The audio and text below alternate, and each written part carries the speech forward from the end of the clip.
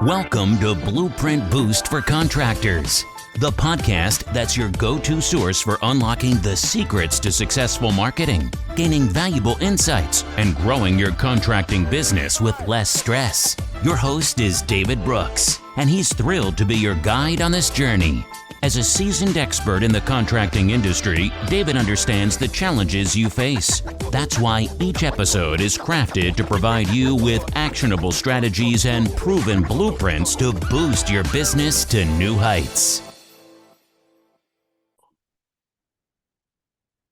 Hello, everyone. Welcome to another episode of the podcast. I'm your host, David Brooks, powered by Contractor Rhino. We have a guest with us for this episode. I'll allow him to introduce himself. My name's DJ Odom with Meldon HVAC in Indiana. Hey, how's it going, DJ? I'm doing good. How about yourself, David? All right, not too bad, not too bad.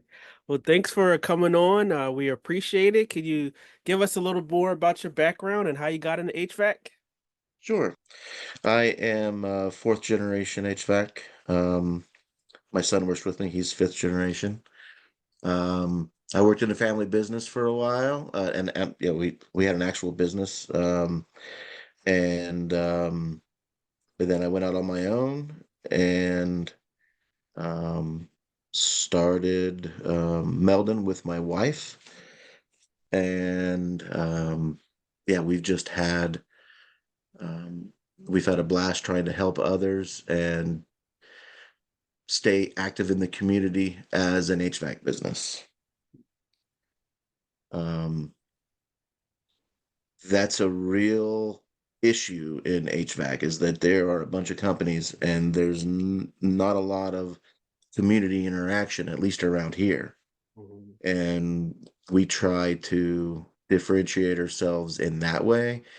And instead of just doing massive advertising, we get involved in community projects and get personally involved in what happens in our community. And today, all of the employees and us were at a little fair in town. And we just walking around, shaking people's hands, getting to know people in the community. And that is how we try to focus our energies, is just kind of making everybody happy, whether it's just happy to see us walking down in a parade route or happy to see us when we get there and their house is 84 degrees because the air conditioning went out. So that's kind of our mainstay on the business, is the community involvement. Yeah, I think the community aspect is so important and is so overlooked. I was having a conversation with someone a couple months back, and we were talking about the effects of COVID and how customer service skills and interactions with people just started dwindling and started becoming more transactional than more or less, how could you develop a relationship? How can you really truly help someone? And that's good that you take that community initiative and involve yourself in the community and allow the team to be able to do so as well. Because that's really important. Being a part of the community, being able to give back, but even to be able to develop those relationships is really key. You know what's interesting is guys will grumble about having to work over if they have to work on a Saturday or something. And we try not to do that, but nobody wants to work extra days or whatever. But when we do something like we did today, we're walking in the parade, there wasn't a person affiliated with us that did not have a smile on their face the whole time. Mhm. And they just have fun. And it's 40 minutes or 50 minutes. It's not very long, but it's on a Saturday, and our employees love doing that stuff just as much as we do, and because it's fun and different. And not usually, if you're doing something different as an HVAC company, you're doing a home show or something similar where you're just um, giving away stuff and showing people under your tent your latest products. And we like to actually have fun when we do it, and that makes a huge difference with our employees too, because they loved every minute of today, and every time we do stuff like that, it's just fun. Mhm. Yeah, and that's great to be able to have that enjoyment inside of the team and cohesiveness and you have a initiative sometimes and trying to get everybody to buy in, but when everybody buys in, it just I always say joy is contagious, right? And having the right mindset and attitude could just rub off on others, and and people can tell, people could tell, and they're going to notice that and pick up on that, and that's just what I think what a lot of people would need to see nowadays is a smile on their face, and really helpful interaction. 100%. And we we do we do a little bit of marketing on stuff, advertising, things like that, but almost all of it um is on social media, all the social medias. Mhm. Um, and it's not just with us. So Mhm. anytime somebody that we're affiliated with in any way does something, we're promoting them online. We're constantly involved in what's going on, and letting people know that, like, we're excited about being part of the community, and that helps. Um, because you can be blasting everybody with advertising and giving them, like, okay, well, it's just another HVAC company, or you can be a little bit different, and we've chosen to be a little bit different. So, A little bit different is good, what you said. It's you can have that balance where it's not just one way to approach business, right? It's not one way to be able to approach being productive. So, you have different ways to be able to go about it. Maybe it's, via marketing, maybe it's digital, maybe it's, direct marketing, maybe it's partnerships, maybe it's just what you said, community involvement and relationships. And, finding, the right balance and the right path is key. But I think when you're evolving yourself in the community, you're active on social, people notice that, they pay attention, because constantly, as homeowners, you have questions, what to do if my AC breaks, what to do if, the heat's not working properly. So it's always, something that they're going to have a question about, and to be able to have someone that's involved in the community that they can feel like, hey, it's just a phone call away or a message away is great.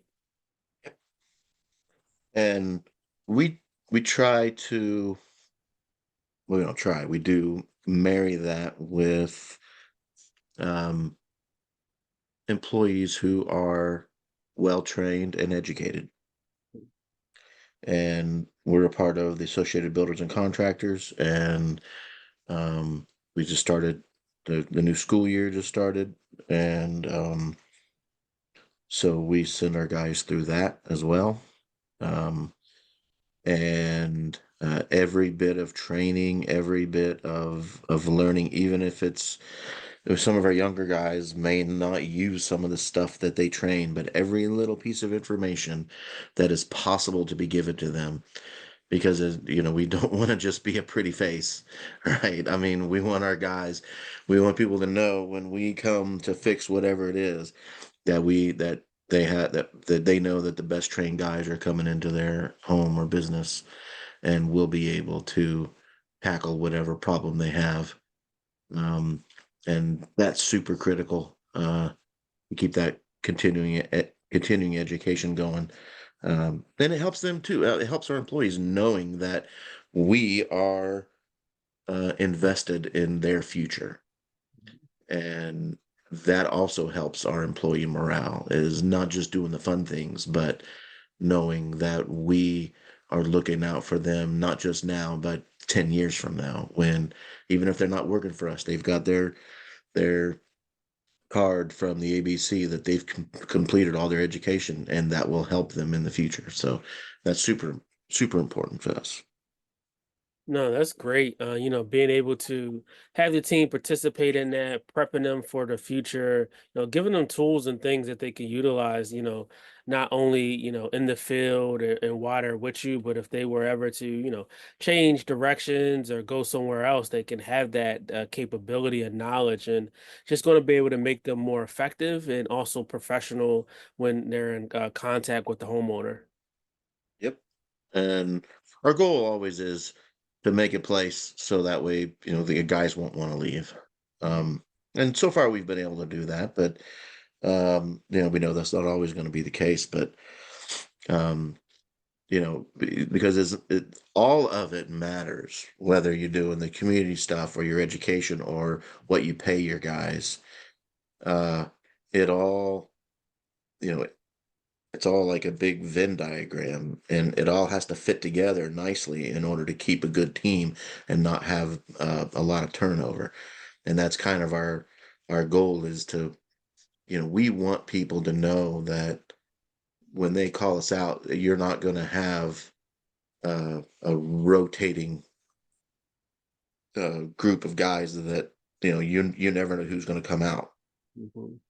because we just we're keeping you keep rotating guys because or I'm sorry, not rotating, but you have a high turnover rate and guys come and go, and we really want to make it so that way guys want to stay here, so that way people who are longtime customers will get to know our guys, and that helps further referrals and things because that's a huge to our business in particular is referrals.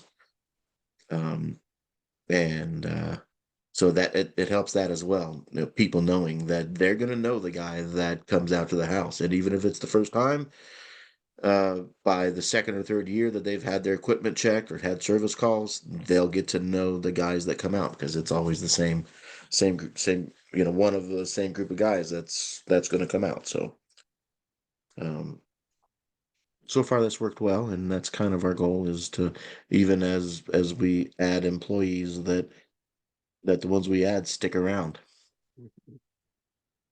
Yeah, being able to have the employee retention, I think, is a key for setting yourself up for success and growth and laying a good foundation and framework for the future. I think that sometimes that's overlooked. And whereas, hey, I want to look at this aspect of the business more here.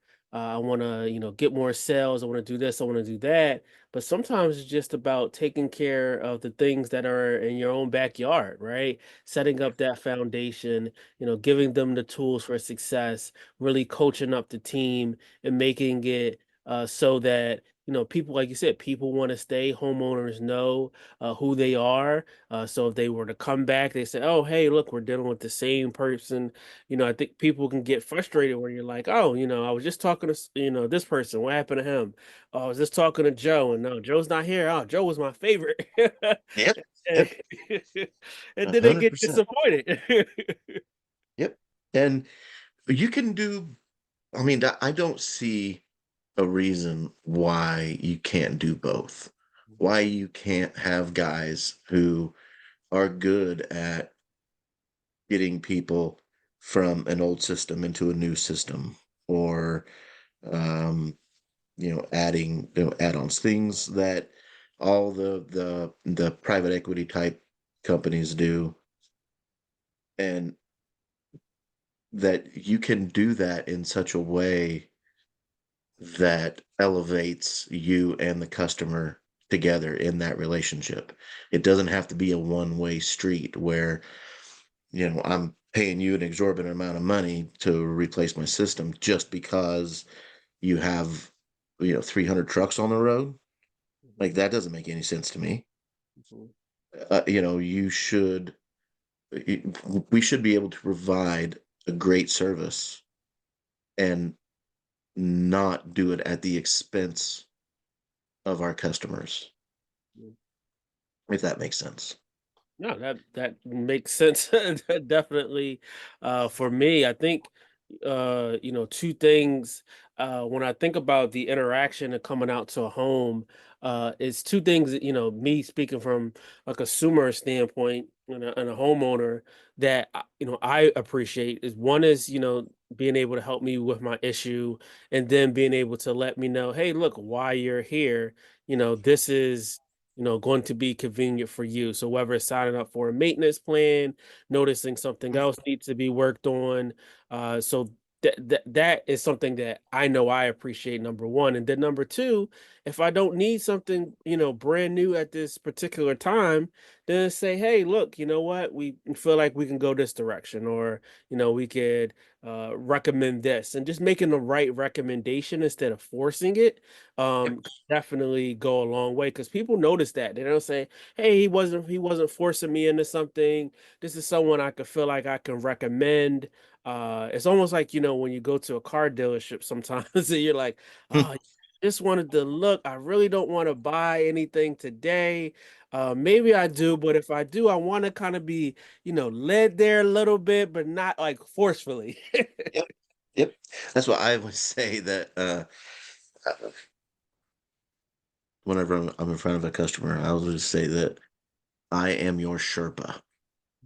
I am not forcing you to go anywhere you don't want to go, but I will make sure that you are well informed and you get to where you want to go. And that seems to resonate pretty well with people because if you need a new system, fine, or if you need something, you need to spend a lot of money, that clearly that happens a lot, but sometimes it doesn't. um and it is as an example, I had one recently where two fairly large companies had told this customer that it was federal law that if you replaced your air conditioner, you had to replace your furnace as well. Mm. And I was like, there is no such thing. I was like, you are free to replace your furnace all you want, and we will do that for you. But you absolutely, because on this case, their furnace and air conditioner were mismatched. So the air conditioner was 30 years old, and the furnace was like 10 years old. And I was like, you absolutely can replace your furnace, but you do not have to. There's no law that says you have to do that. And people try anything they can to try to force a sale. And I just don't think that that is required um, in order to in order to get business. Yeah, you don't have to, force the issue, and what happens, with that relationship, if a customer was able to go in that direction, and then they were able to, like, after the fact, find out that information. What do you think is going to happen? They're going to go straight to Google. They're Yep. going to say, Oh, yeah. "Hey, look, they sold me something I didn't need it. I had no 5-star review for you." Yeah, exactly. And for somebody that can put 500 billboards around the state, that's probably not a big deal. But that's not the situation that we're in. I don't know that we would ever be in that situation. It is definitely more community focused, and when we do that, we need the reviews to be good. And the only way that happens across the board is if we do good work. And so from the time they call, um, to the time we walk off the job after the project, um, that is a goal of ours, is to always be nice, professional, and just showing that relationship with the community. And um, I feel like I say that word a lot, but it's true. Like it is the driving force behind us is being here and being part of this, and not just um, taking from everybody. And that's great to be able to hear that, and to just know that that's out there. Not to say that it's not out there, in general, but we all know that it's two sides to to the coin. So you have the your one side, and you have your total opposite end of the spectrum. And again, that community involvement, that doing right by the customer, is a representation of doing good business, but getting those great reviews. You have people, where at a point in time, they could be very successful inside of the business, and multiple locations, different other aspects. But what I see sometimes is that where or they could be big, but when you look at the reviews, so they did a study where they say most people, when making a decision about a product, sometimes service that they need for their home, they're going to look at what reviews were left within the last 90 days. And if you Oh, have a yes. bunch of people complaining, it doesn't matter how many trucks you have out on the road. They're looking at it like, oh, like, oh, okay, 3.4 stars. Like, everybody seems disgruntled. Nobody seems happy. Yep. That's 100%. And um, that is when people find us that are not referred. Um, that's the biggest thing we hear is they say, I tried to find bad things about you and I couldn't do it. And we're like, okay, that's what we want. And it's not a false, like, we've had a couple of bad reviews that were something, occasionally something goes sideways and there's no, I mean, it's just nobody's perfect. But it's so few and far between, because we focus on being thorough and being there for the customers, that it's almost impossible to find any bad reviews, um because we ask everybody for a review whether they liked us or not. um and but everybody likes us. Who wouldn't like us? So but a big a, I can't overemphasize how big of a chunk of that is due to my wife, who runs that end of the business. Melissa, she's a rock star when it comes to that sort of thing. Just building relationships. I can fix anything that goes wrong, and I can, all that stuff I can do.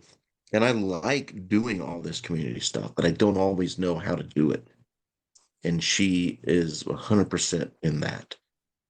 And that's a driving force behind us and what we do. And just because it's a continual thing, like you can't just do it once in a while, you got to do it all the time.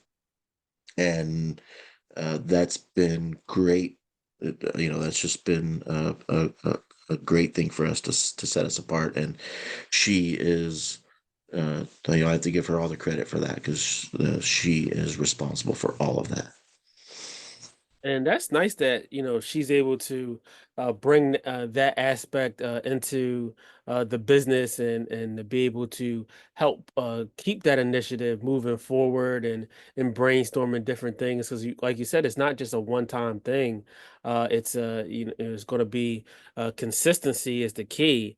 And when I think about that, that's a perfect segue into how is it working with your wife, and just tell me how you guys just coordinate things, and I imagine you work well together because you've been doing it. But I know some people that they may be they're in the middle part of their business, and they may say, hey, look, I need to drag my wife in, and she's doing something over here, but she's going to come on to the business. Any words of advice for that too as well? Um, well, with us, it works well because I tend to be a little more laid back and technical, and she tends to be more, you have to get it done, you have to get it done, you have to get it done. And so when it comes to that sort of thing, that's probably the best advice. I mean, which is there's no way to control it. I mean, your personality is your personality. But if you have the personalities that we do, where it where you mesh really well together in that aspect of it, that helps a lot. Because the things that I don't do so well, she does great, and the things that she doesn't do so well, I do great, and just naturally that's how it works. If we were the same kind of personality type, and I could imagine that that would be a problem. And I know some people that have tried to go visit together that was a problem. As far as being married, um, but yeah, I think that you just have to know where you are in your relationship, and to know that it's something that will work for you. Mhm. Um, she's way more detail oriented than I am, and like on a job, putting a job together, doing all the stuff, I get that way. But on doing all the back end stuff, like I kind of just it gets backburnered really easy for me. Whereas she's the opposite. All that stuff, she just wants to get in and get all that kind of stuff done. Um, and we knew that going in. So I don't know how. Uh, I think just being aware of what your personality types are before you jump into something is super critical. I think that's the best advice I could give, is just know who you're getting involved with on a person. And I guess don't have blinders on about it. Like if you're both like the same personality type, and you know there's something big that you're missing because you're both focusing on the same thing, or you're butting heads because you both think the same way, you got to know. You have to have the ability to step back and say this isn't going to work. And I think you just think, oh well, we're married, we'll just get along, and that's not exactly how that works. So our personalities are different enough, and we handle different things, that it works well for us. But if that's not you, then that's what I would say, is you need to have the ability to back out of that and say maybe we need to do different things. That working together isn't exactly uh, something that we should be doing, but in our case, it works well. Yeah, and that's really good advice. Being able to know your mate's personality type, being able to work well off of each other, and focusing on what she does good, and what you do good, and your area of weakness, her area of weakness, and being able to complement each other. And then if you do have that same personality type, being able to I think the key word and different things that I would suggest is, compromise, um, action planning, responsibilities, delegation.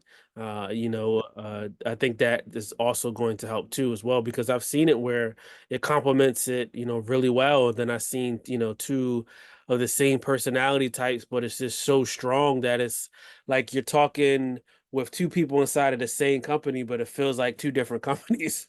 Oh yeah, yeah, sure. Yeah. Yep. And the the other thing that we did that was different was, a lot of times, especially in like HVAC, plumbing, that sort of thing. Um, the guy is out in the field. He he's in charge of everything, and the woman is just doing some paperwork, and has no real agency in what's happening, no real involvement in what's happening, other than doing payroll or whatever. And from the beginning, when I had asked her to come on, it was like, you're gonna be an owner in this. You're gonna be a manager. You're gonna be running. I wanted her to have some agency in what happened, and to know that you're not just helping me along. but it's helping us both, and we're both benefiting from it. And when you're directly involved in what happens and not just a cog, when you are the machine, you're not just a cog in the machine, um, then it just that has that has benefited us so much that we're both greatly involved in what happens. And that's one of the reasons why this works really well is um, because of the dynamic that we set up at the beginning, where it wasn't just one person in charge of everything. That we both have an equal say in what happens with the guys, what happens with jobs, what happens with everything. And that's been a big benefit for us, uh, as far as managing our company and our growth. That's great. Being able to be on the same path, same understanding, delegation of responsibilities, and just really working well together. Some people just think, that, hey, because you we're married and we have kids, and we maybe split bills or something in the household, that things are just automatically transfer over into the business, and that's not the case. Oh yeah, yeah. We still fight over the thermostat, but you know, but yeah, I mean, it is. You can't. It, the way that she ran her the pharmacy when she was doing that was exactly the way that this needed to be ran. And I knew that. Like, I knew how she did her job. And I knew that that's how this company needed to be ran, was how she did that. And that also helped too, because we didn't just jump in not really, knowing how each other did things. Like, she had confidence in my ability to diagnose, fix, repair, replace anything out in the field. And I had confidence in her ability to do everything about the business, because she had seen me do that stuff, and I had seen her do that stuff when she was at CVS. And that was big, because I knew both of us knew we weren't jumping in blind. We knew that each of us could do the job that we had set in front of us. And that's good, knowing that, she was going to be able to, hold up her end and kind of strengthen the pillar, and y'all were able to collectively, become one pillar and bring that together. It's just so great to be able to see that cohesiveness and understanding, uh, and it's also the benefit too, like the environment. I think something else is that I thought about when the conversation of you talking about how well that she helps and support the business, but I've also thought about it on the other end, having a conversation with one of the people in the office one time, and we were going over some things, and I could hear the spouse in the background, and it was just, it was harsh. It was rough. Yeah. And the person said, man, like, whew, it's hard. Like, things are okay before this person got here. So, and you also, want to make sure that the team is, still able to feel comfortable about being around, if you're bringing in your mate into the business too as well, because sometimes, that doesn't translate over. It's, oh, hey, I don't mind dealing with, the husband or the wife, but man, on the opposite end, I don't want to never see. I try to avoid them at all costs. Oh yeah, that's a good point. Um, my um, we had when we formed this, there were um, it was basically one and a half people. My son had worked with us, but he was kind of not really sure what he wanted to do. Um, and it was kind of like through the summer thing. And then we formed Meldon, which is her name's Melissa. My actual first name's Donald, so that's That's where Meldon comes from. When we formed that, um, then it was an easy transition um, because first off, at that point, the the son had decided he wanted to do this full time, so of course he was familiar with us. And then our main employee was the only other one that would have been concerned about, and of course he knew us too. Uh, I'm We've worked together for 20 years. Um, so that wasn't, and then going forward, we're not dealing with anybody else who has only dealt with her or only dealt with me. It's always been both of us. So but I actually have direct experience in what you talked about, in that a company that I worked for, the husband died and the wife took over, having nothing to do with HVAC at all. Um, and that was interesting because then we were just kind of forced into it ended up being a good thing, but there was some trepidation because we were kind of forced into this new boss, and like we didn't even change companies. We had a new boss all of a sudden, who knew nothing about HVAC. But she was smart and was able to keep things rolling.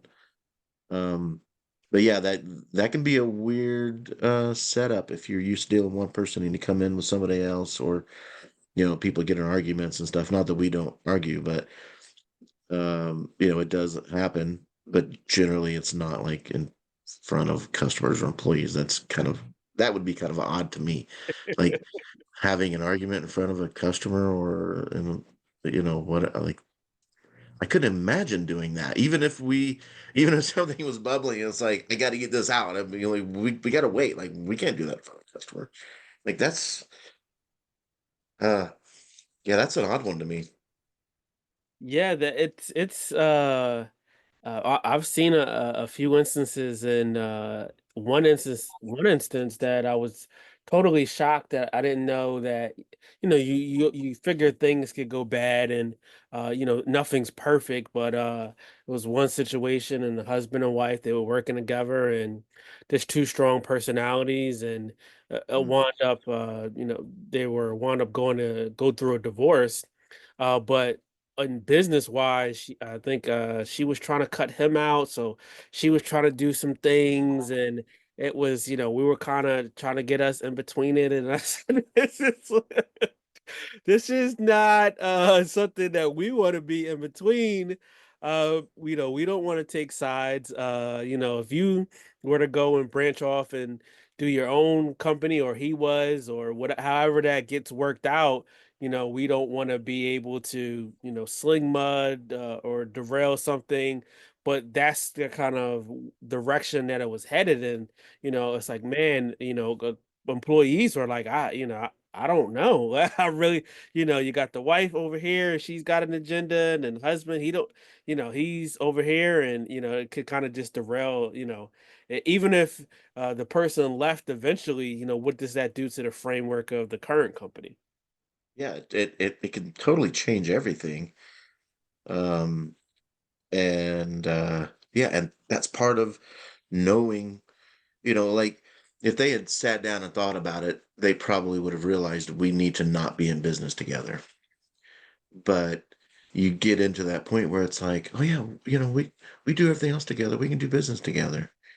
And it's like you've got to have that fit together, and you got to know you have that fit, or it's not going to work. And that's probably the biggest thing, is knowing that it's going to work. And like deep down, I mean, once in a while something might come up that surprises you, but if you really stop and think about it, whether you can really work with your spouse or not. You just have to admit it one way or the other. Just have to listen to that gut feeling. Yeah, for sure. And I think sometimes it also helps in our situation because we have, not that we don't have overlap in things, but we have our areas that we work in. And we both know that each of us are good in our areas. And she might dabble in something I'm doing. I might dabble in something that she's doing, but it's not a situation where one of us is trying to tell the other one how to do what the other one already knows what to do. And when it kind of crisscrosses a lot, when you both kind of have equal responsibilities across the board into everything, then you can get into some disagreements on stuff.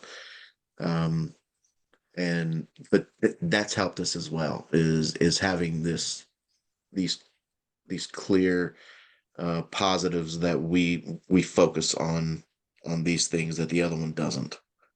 Um, and having a business that is that way, that you've got the technical stuff and the stuff outside dealing with problems with equipment, which is me, and then you've got the dealing with problems with people, which is her, and we have these two these two sides of the coin, um, that work well together because there's not a whole lot of overlap, from one to the other, and that's important too. I think is to be sure that you find a lane that you're good at, and if your spouse is good at another lane, let her or let him take that lane, and you to be good at your stuff and let her be good at her stuff.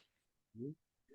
Yeah, I think finding those lanes and working to those strengths is, like you said, it's really important, and it's the key, and you play off one another, and it just will be successful for everyone all the way around. Yeah.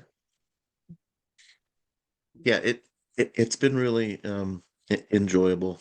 Um we have we've we've gotten a lot of positives out of having this business together and running this business together. It's hard sometimes. It's not always, peachy roses and stuff, but on the whole, like um, vastly overwhelming uh, majority of our lives and time together has been improved by having by being in business together. That's great. That is really nice to be able to hear. It's refreshing. And then on the other end of that, uh, as you have been through your experience of coming into the company and starting it and working with your son and working with your wife, what advice would you have given yourself where you're at now that you didn't know back then? Uh, I would have said to do it sooner. Um, really, I definitely would have not stayed on the sidelines as long as I did. If you think that you've got something you can offer the world, I think you should do it. Um, I mean, I started this business with nothing. I literally had nothing.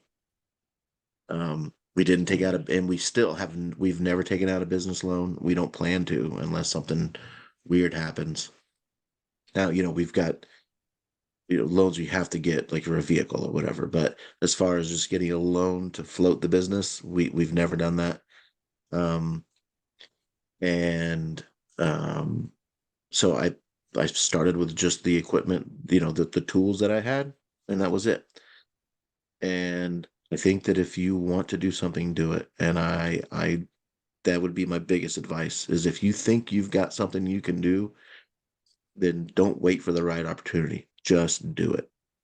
And um and be wise about who you pick your partners with if you're going to be partnering with somebody.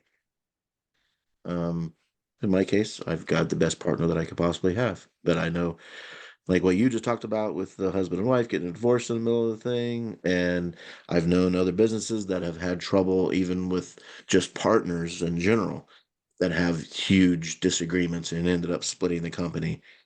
um, is just know who you're getting involved with, on a personal level. But that'd be my biggest advice I could give. I think that's solid. That's great advice. And for anybody like that's hesitant and thinking about taking a jump and branching off, definitely, consider it and see if you can make it a reality. I always say that, a lot of next steps and good ideas or just a willingness to venture out is sometimes either delayed too delayed, or the boat just passes you by. So if you can act on it and figure out a way to move forward, I definitely encourage ones that, if they can do that, to do that. Yeah. You know what's funny about that is the one thing you don't think about when you start a business is all the questions you have to answer. Mhm.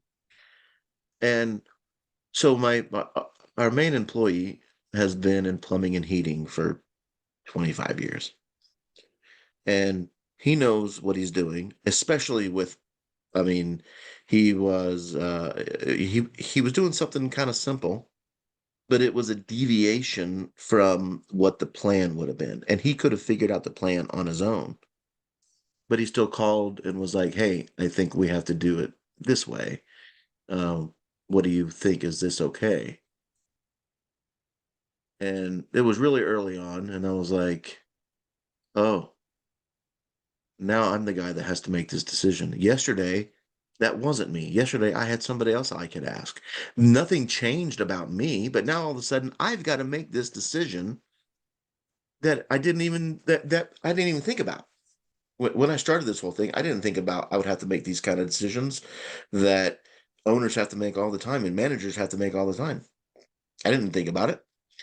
And so now you're having to make these decisions that you didn't think about, but you do it. I just made the decisions. And you make the decision and you go. And that's the biggest thing you is you're just kind of scared about uh having to have all that on your shoulders. And you all I can say is you just figure it out. And sometimes you make mistakes and you've got to rectify them, but eventually you come into your own and you're able to make decisions much more forcefully than you were probably at the beginning. And that's what happened with me, is that you're just thrown into this situation that you didn't that wasn't part of my thought process. um and then all of a sudden I'm having to decide things that I didn't think I would have needed to. And I think that that's another thing that holds people back is that, like, I don't want to be the guy making all the decisions. um but uh you learn how to do it, and next thing you know what you're doing. Yeah, So everybody doesn't start off. I think people look at the success and sometimes look at where people are at today, but they weren't always that person, or they weren't always in the current position that they were in. There were some learning curves and some bumps along the way, and some adjustments that needed to be made. I know I was talking to uh one owner, and she owns the company, but she was very apprehensive about things that at first, and she said, hey, look, this had to get adjusted to this, mm, and this was a change for me, but yet she was able to do it, but it didn't start off like that. yep.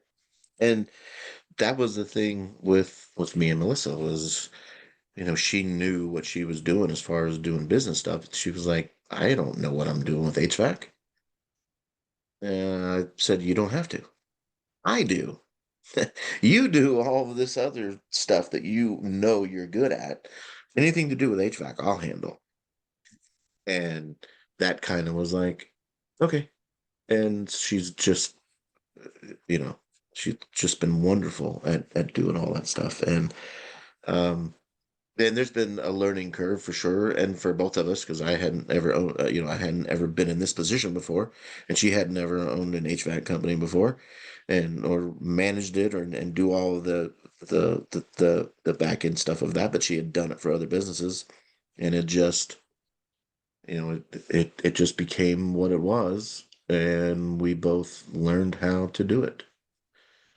And yeah, sometimes you just got to jump in. And if you're, if you are good at what you do and you're honest with your customers and you're honest with yourself, you'll figure it out. The whole thing will come together. Um, you just got to surround yourself with the right people, and we've definitely done that. Excellent. Surrounding yourself with the right people, being able to work cohesively with your wife, and taking those, learning lessons along the way is great advice for those listening. So definitely keep that in mind. So whether your wife is in it or whether she's not in it, whether you're starting out or making adjustments, so a lot of great nuggets here given to us by DJ. So just see which one you guys can implement inside of the business, any adjustments that you can make, and get more involved in the community. Absolutely. Mm. Well, DJ, it was a pleasure having you. Can you let people know where to find you at? Yeah, we are at Meldon HVAC.com. We're northeast of Indianapolis. And Meldon HVAC is all of our socials: Facebook, Instagram, YouTube, TikTok, all that stuff. Um, and we'd be happy to talk to anybody about anything. It's not just about you need a new HVAC system, but if anybody even has a question about something, we're more than happy to answer any question about business, about working with your spouse, about um, just even a question about your air conditioner that we don't have to come out for. We're more than happy to talk to you and walk you through whatever questions or concerns you have. Great. Excellent. Well, we appreciate it. Thanks for coming on the podcast. Yep. Thanks for having me. Thanks for the invite. This was a fun time. Appreciate it. No problem. Everyone, make sure you tune into the next episode. Until next time. Thank you for tuning in to another episode of Blueprint Boost for Contractors. We hope you found today's insights and strategies valuable for your contracting business. If you enjoyed the episode, don't forget to hit that subscribe button and please leave us a review. Your feedback helps us bring content that truly matters.